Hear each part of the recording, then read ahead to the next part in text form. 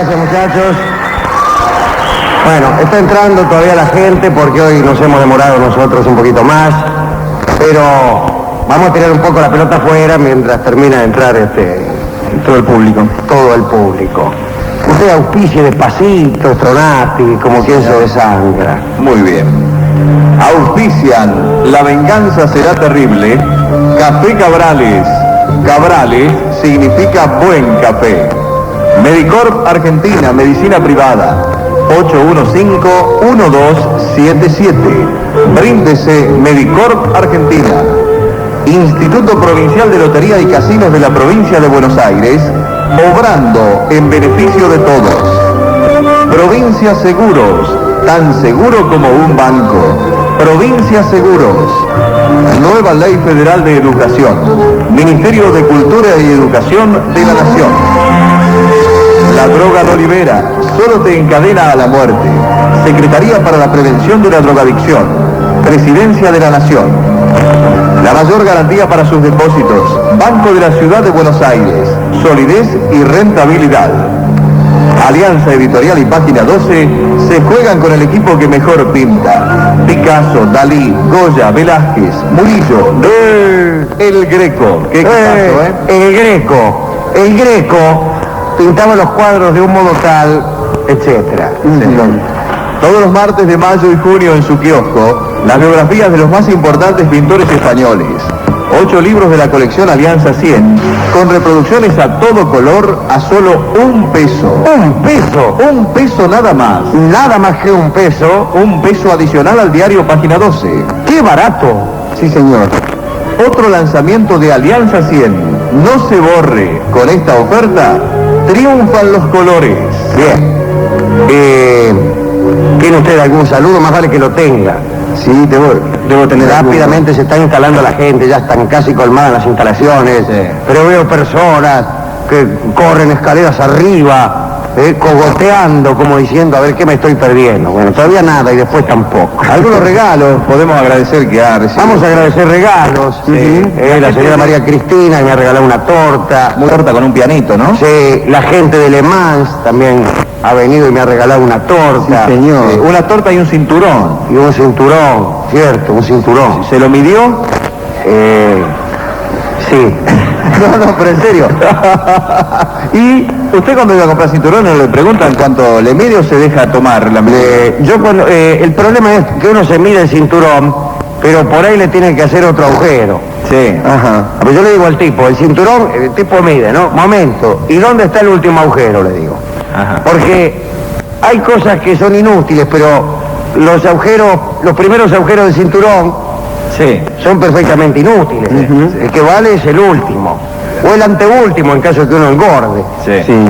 El problema es que algunos cinturones vienen más anchos en la parte de atrás, entonces por más que tengan espacio, claro, ya no les puede hacer más agujeros. No pasa, ¿vio? Y otra cosa es la dificultad que hay para hacer un agujero nuevo en el cinturón. Ajá. ¿Usted cómo lo hace? Y por supuesto, con un pedazo de alambre San Martín. ¿Pero cómo no? Con un sacabocado. ¿Con un qué? ¿Qué es eso? ¿Un sacabocado? ¿Sacabocado qué es? ¿Una especie de...? No, es un implemento. Señor Angurriento. Es una especie de implemento como si fuera una tenacita que trae la puntita para hacer distintas medidas de agujeros. Pero si vos estás, son las 10 de la noche, tenés que ir a un baile y te tenés que poner el cinto, ¿dónde hay un sacabocado en tu casa? En el lugar de las herramientas. ¿Que tenés un sacabocado? No, con un cuchillo. Con una cuchilla, una farinera. Sí. Empieza a darle, es muy difícil. Le tiene que dar de los dos lados, ¿no? De los dos lados. Y a veces uno se da cuenta que los agujeros que uno intenta de cada lado no coinciden. Sí. Está haciendo los agujeros en lugares distintos. Ajá. Sí. Y entonces ahí una cosa... Es horrible, hacer agujeros nuevos de cinturón es espantoso. Sí. Y si no, con el mismo pinche del cinturón. No, qué pinche de cinturón, usted está loco. Con un clavo caliente también. Con un clavo caliente también. Se calienta un clavo con una pinza en la cocina. En la hornalla. Y ahí pasa derecho. O si no, va al profesional.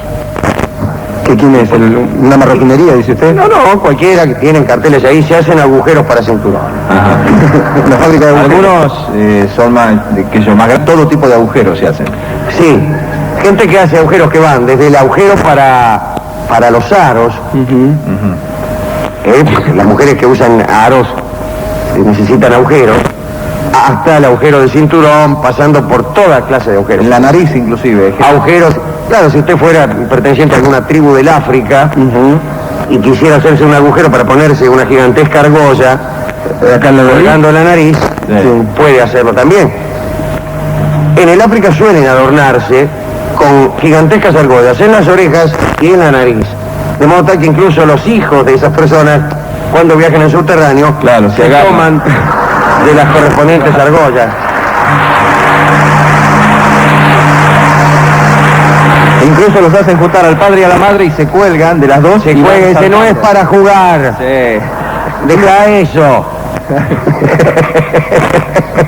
Lo único que falta, dice, todo agarran. Dijo mi tía Dora.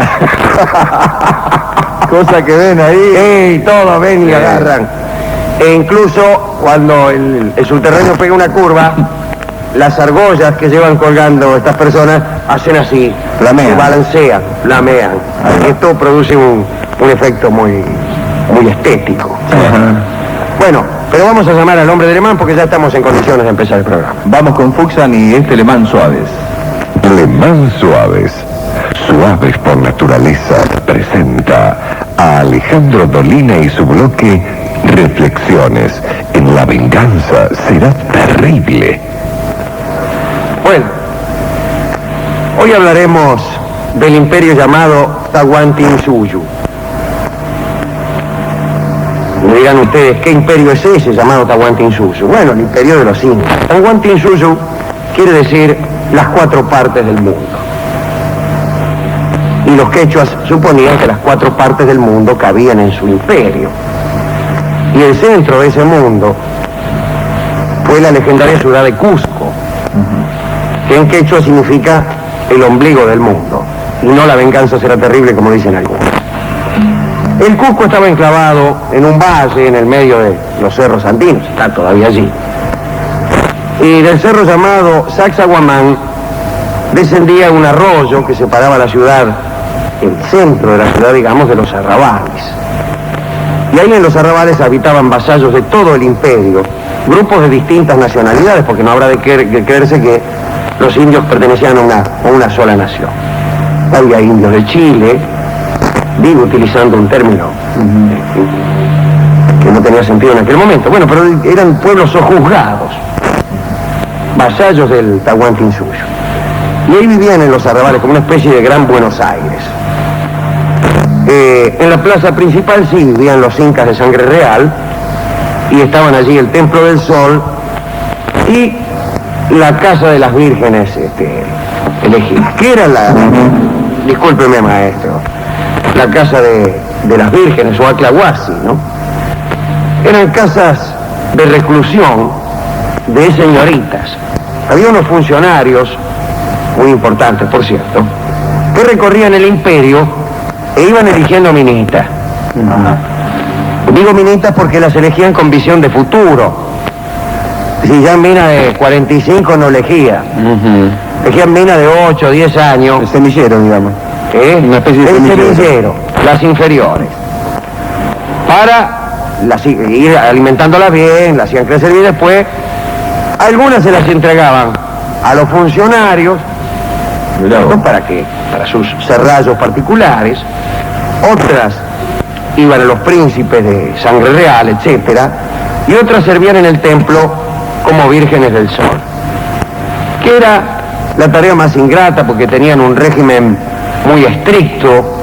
Calcule usted, la violación de las normas de reclusión de las vírgenes del sol se castigaba con la muerte. Incluso los hombres de Pizarro, en cajas, mientras marchaban hacia el sur, encontraron una Aclahuasi como de 500 chiquilitas, ¿no? Las cuales fueron minuciosamente inspeccionadas por la tropa. Bueno, en el Cusco la Casa de las Vírgenes estaba en el centro también. La ciudad toda se consideraba sagrada. Breve paso por la cosmogonía de esta gente, de los quechuas. Dicen que cuando solo existía la nada, el dios Cocha apareció en el lago Titicaca, discúlpeme usted. Sí. y realizó, digamos, su acto creativo, ahí en Tiahuanaco. Y creo primero, no le salió bien, de una. Tuvo que hacer pruebas, pruebita. Primero se mandó a un mundo oscuro, nebuloso, cuya gente parece que no lo reverenciaban lo suficiente, y entonces Viracocha se enojó y lo hizo desaparecer. Dice, me salió mal. Destruyó el mundo que había hecho. Y voy a hacer otro. E hizo un mundo de gigantes deformes que convirtió en piedra, también por la misma razón. Pero no le gustaba. Si esto me salió mal, qué sé yo, de nuevo. ¡Fua! Destruye el segundo mundo. Y después hizo uno ya más perfecto, y acá me voy a esmerar. Y creó a los hombres a su imagen y tamaño. Y le salió un poco mejor, y dio orden a esos hombres de que vivieran en paz, etcétera, etcétera. Todas esas cosas que dicen los ediles de Vicente López. Pero los hombres fueron codiciosos y Viracocha se enojó. Y les mandó un diluvio que duró 60 días, inundó todo el tipo, se ahogaron. En realidad no sé para qué creaba mundos este Dios, ¿no?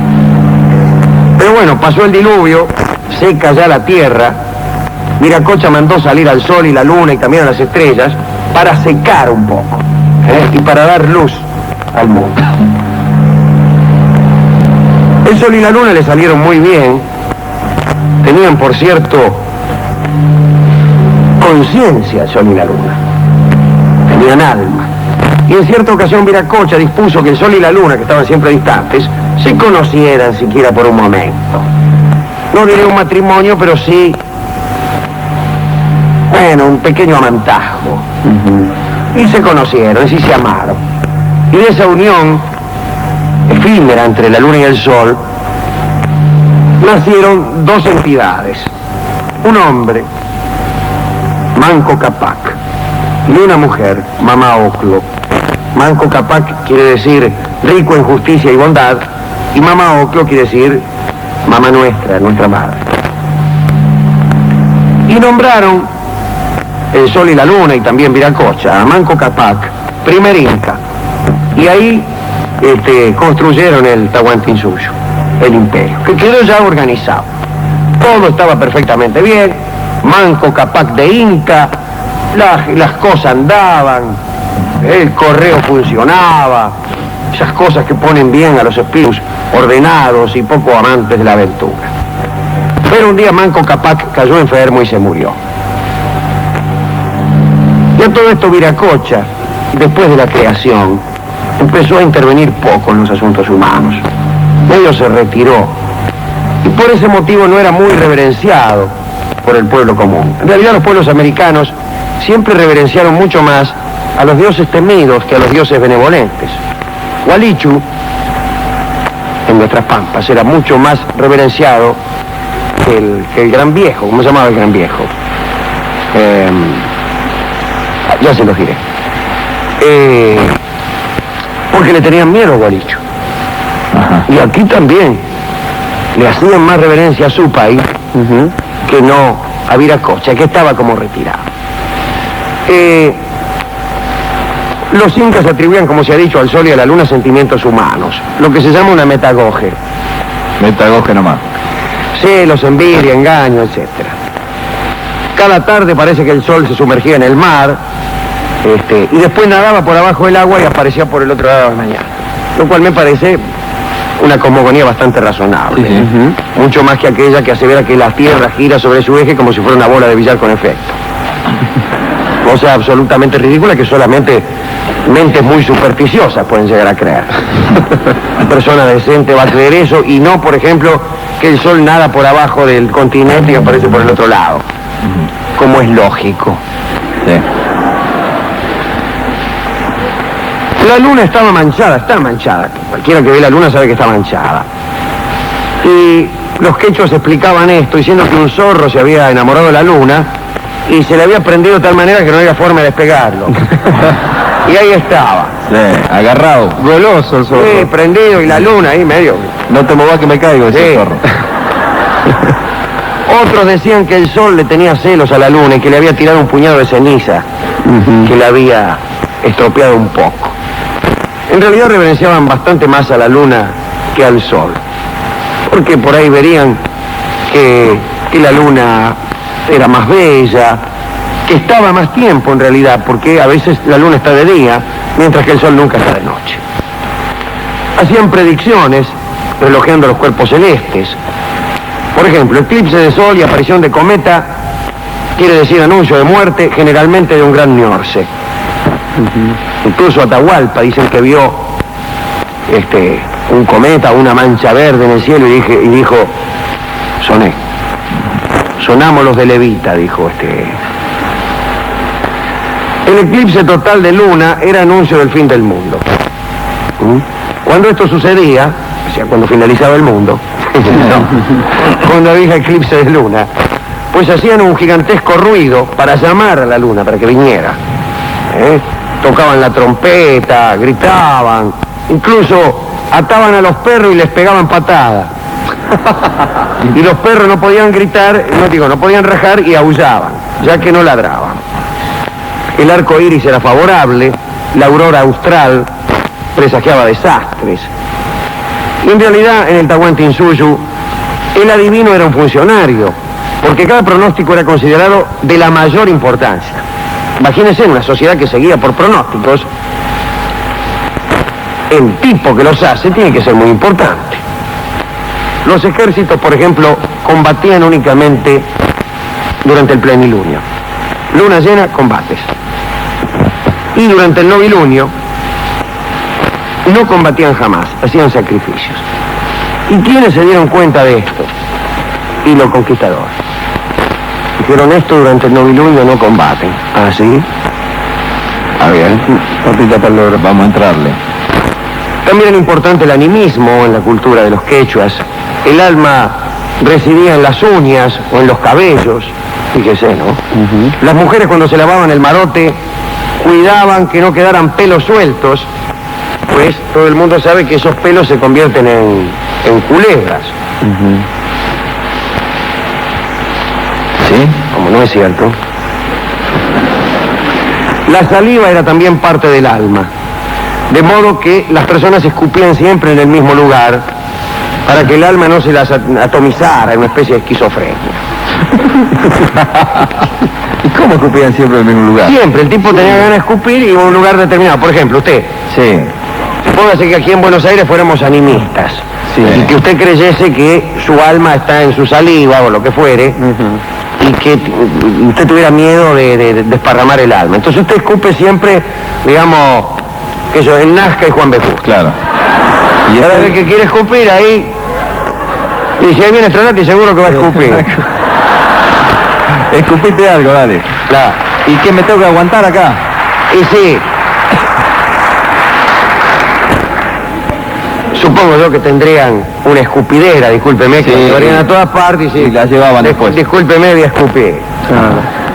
Cuando cazaban un cóndor, bebían su sangre, creyendo que prevenía toda enfermedad y también que alargaba la vida, ¿no? La posesión de los ojos del cóndor permitía ver a distancia. El tipo que tenía ojos de cóndor, aunque sea en el bolsillo, veía a distancia, o decía que veía a distancia. Sí, macaneaba. Claro. ¿Quién se lo iba a desmentir, no? Claro, sí, salvo otro que tuviera ojos de cóndor en el bolsillo. Yeah. La carne de venado suponían que hacía envejecer. Comiéndola. Sí, la carne de culebra rejuvenecía. Y después estaba la coca. La coca que protegía de toda clase de males y que era capaz de hacer huir al mismo súper. Cuando mascaban coca trataban tampoco de no arrojar saliva porque se decía que la saliva encocada generaba el nacimiento de unas criaturas muy lloronas. Se usaba también como amuleto contra la brujería. Nunca se recibía la coca con una sola mano, era blasfemia. Se la recibía con las manos juntas. Era muy reverenciada también la tierra, mamá Pacha o Pachamama, si usted quiere, especialmente por las mujeres. Era importante también la confesión de errores cometidos, pues el pecado parece que enfurecía a los dioses. Y entonces, entre los incas, la desobediencia ante los deseos del emperador era un gran pecado. Ese era un gran pecado. Y se suponía que el emperador, el Inca, se enfermaba ante los pecados de los súbditos, que por eso se enfermaba el tipo, lo cual generaba un gran problema filosófico y político. Y se decía que solo se podían sanar el gobernante si los culpables se confesaban y purificaban. Y entonces los culpables hacían penitencia, y esta penitencia era el ayuno y el rezo. Y cuando vinieron los conquistadores y vieron eso, lo encontraron muy parecido a la religión cristiana, y creyeron que eso era una maquinación de Satán. Había pocos sacrificios humanos, a diferencia de los que ocurrían todos los días en México.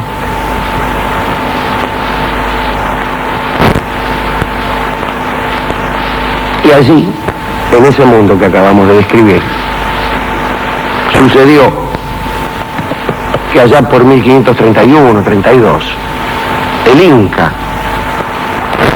fue antes, en el 32 llegó Pizarro, debe ser el 23-24, Huayna Cápac. Huayna Cápac se enferma de viruela. Nunca habían visto un extranjero, un europeo. Pero la viruela la habían traído los europeos y se les había adelantado. Había llegado la viruela antes que los europeos. Y se muere el Inca Huayna Cápac, emperador del Tahuantinsuyo. Y el heredero, Ninan Cuyuchi, también se muere de la viruela. Y ahí sucede algo.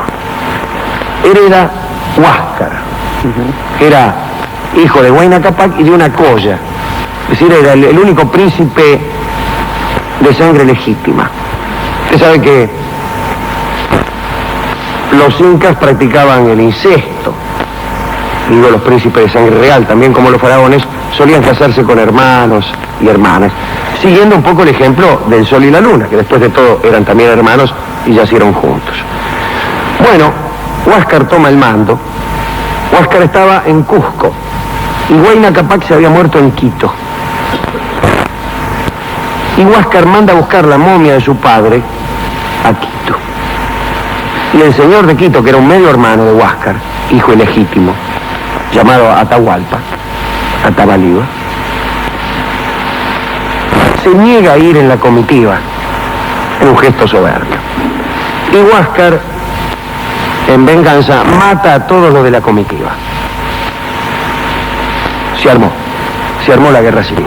Una guerra civil crudelísima entre Huáscar en Cusco y Atahualpa con las fuerzas de Quito. En esa guerra civil finalmente prevalece Atahualpa, pero ¿quiénes llegan en medio de la guerra? Pizarro. A este imperio hubiera sido indestructible. Llega Pizarro con su audacia y con su suerte. La suerte que le mandó antes a la viruela, la suerte que mandó antes una guerra civil, la más espantosa en la historia del imperio. Y justo en ese momento sucede, en el 1532, que Pizarro apodera de Atahualpa y adiós mi plata. Ese imperio murió ese mismo año, por una cantidad de circunstancias imposibles de creer, entre las que también, desde luego, figuraba un cometa. ¿A quién dedicar